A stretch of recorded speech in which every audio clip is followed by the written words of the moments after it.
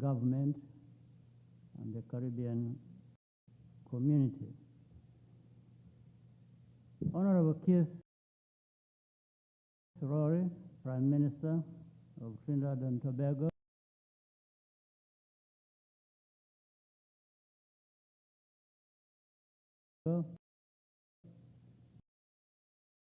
our host, heads of government, friends here present, Dr. Cara Bennett, Secretary General of CARICOM, special guests, distinguished ladies and gentlemen. It is a great honor to be with you today as the Caribbean community marks its 50th anniversary. I thank the Prime Minister, I thank Prime Minister Skerrit for inviting me to address you on this historic occasion. I'm delighted to pay my first visit to Trinidad and Tobago and thank Prime Minister Rory for his country's hospitality. Over the past half-century, CARICOM has distinguished itself as one of the most vibrant regional integration organizations in the developing world. I wish to pay tribute to Roosevelt Skerrit, Prime Minister of the Commonwealth of Dominica and Chairman of the Conference of Heads of Government in the Caribbean community. Honorable Keith Rory, Prime Minister of Trinidad and Tobago, our host, heads of government, friends here present, Dr. Cara Bennett, Secretary General of CARICOM, special guests,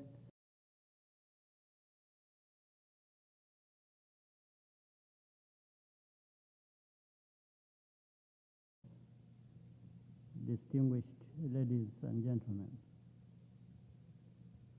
It is a great honor to be with you today as the Caribbean community marks its 50th anniversary. I thank the Prime Minister, I thank Prime Minister Skerrit for inviting me to address you on this historic occasion. I'm delighted to pay my first visit to Trinidad and Tobago and thank Prime Minister Rory for his country's hospitality. Over the past half-century, CARICOM has distinguished itself as one of the most vibrant regional integration organizations in the developing world. I wish to pay tribute to CARICOM's many accomplishments. The Organization of African Unity, as the African Union was originally known, was founded just 10 years earlier in 1963. These anniversaries are an opportunity to respond to the desire for closer collaboration between our two regions. We are closely linked. The horrors of the Middle Passage and the indignities of colonialism join our peoples in a shared story of struggle, survival, resilience, and ultimately renewal. Many intellectuals and professionals from the Caribbean served in Africa in the years after independence, helping to build our new institutions. The African diaspora, which is known as the sixth region of the African Union, has particularly called for deeper cooperation with the Caribbean, and this call has been reciprocated. But I want to suggest that it is past time to go beyond declarations of intent. We need to come together in real terms and focus on concrete initiatives which address the challenges that nations like ours face today. It is possible to do so. Since Prime Minister Mia Mottley launched the Bridgetown Initiative last year, we are already seeing changes in the global conversation on climate, vulnerability, and debt. Countries like ours can't print money. When we face a crisis, we have to borrow. Yet, some of us are no longer eligible for concessional interest rates.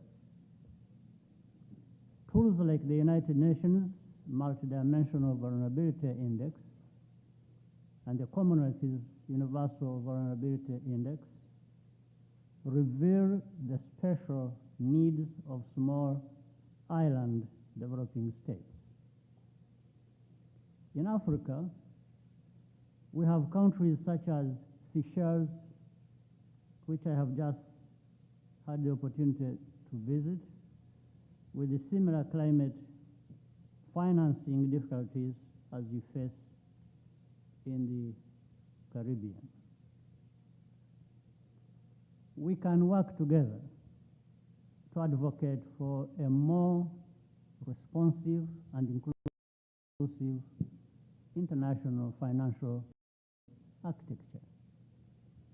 In June 2024, Rwanda will host the third United Nations Conference on landlocked developing countries. In fact, in terms of climate vulnerability and financing needs, there are similarities between landlocked countries and small island states. We could think of it as a coalition of the landlocked and the sea-locked, if you will, working together to make sure our voices are heard. But money isn't everything, and we should concentrate on what we can do on our own without waiting for anyone else's approval or funding. The geopolitical interests that underpin the international system are not going to change easily or quickly. Change won't happen just because it's the right thing to do or because we point out the unfairness. In any case, we should not be comfortable blaming others for our problems, including the harm we inflict on ourselves. The starting point here is how we govern our own individual countries, striving to be the best we can be with a culture of accountability. As smaller countries, we gather strength by working together in our regional organizations, integrating our economies and sharing infrastructure costs. Building on the cooperation within our respective regions, however imperfect it might be, we are in a good position to collaborate across regions. This really involves enabling the free movement of people by removing obstacles to travel and exchange. I can give a few examples, and I know there are many others for us to discuss later on. As a start, Guyana, Barbados, and Rwanda have embarked on a program of mutual support for the local manufacturing of vaccines and medicines. The next step is to commit to a pooled procurement mechanism that will make these facilities sustainable over the long run. Another clear opportunity is to solve the issues of connectivity between Africa and the Caribbean in terms of transport and telecommunications. Digital jobs will be a critical driver for high-quality youth employment for our economies, and also a key lever for offering our brightest young people an alternative to migration. The Commonwealth has a number of initiatives in this area which can give us a head start. I'm very happy that the Commonwealth Secretary General, Patricia Scotland, is here with us. I would like to close with a word about situation in Haiti, from which we cannot look away. Rwanda and Haiti enjoy long-standing ties of friendship. The history of my country shows that no matter how bad things are, nothing is beyond repair, and there's always a way forward.